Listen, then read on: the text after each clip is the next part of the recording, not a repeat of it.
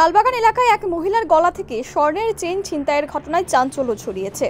ঘটনাটি ঘটেছে যখন নীলাদ্রি কর্মকার নামের এক ব্যক্তি তার বোনকে নিয়ে সিদাই মোহনপুর থেকে অটো করে আগরতলার দিকে আসছিলেন।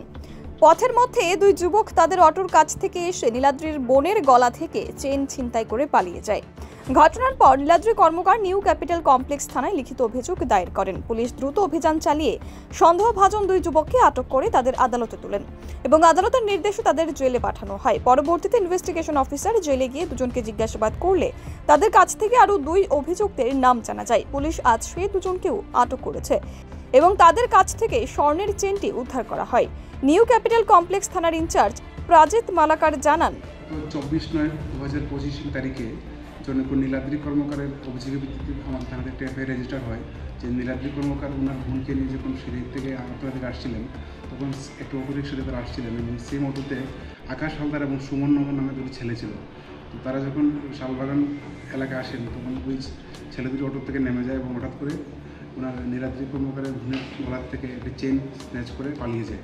পরবর্তীতে আমরা আকাশ হালদার এবং সুমনকে গ্রেপ্তার করি এবং কোর্টে ফরওয়ার্ড করি। তো প্রাথমিকভাবে তারা কিছু বলছিল না। তো আমরা কালকে আমাদের কোর্টের পারমিশন নিয়ে জেলে গিয়ে ওদের ইন্টারাকশন করে আবার এবং তারা কনফেস করে যে সুমন দেবনাথ নামে একটি ছেলের কাছে চেনটি তারা দিয়েছে। তো আজকে আমরা আমাদের রাহুল দাস এই সুমন দেবনাথকে গ্রেপ্তার করে এবং সুমন দেবনাথের ইন্টারাকশনের ভিত্তিতে রাকেশ দেবনাথ, সে জুয়েলারিতে কাজ করে নরসিংহের বাড়ি, এবং তাকে আমরা গ্রেপ্তার করি এবং তাদের থেকে এই চুরি যাওয়া চেনটি উদ্ধার করি এবং আমরা শেষ করি। আগামীকাল সুমন দেবনাথ এবং রাকেশ দেবনাথ দুজনকে আমরা রিমান্ড চেয়ে আদালতে প্রেরণ করি। এই কেসে এখন পর্যন্ত কজনকে আটক করা হয়েছে?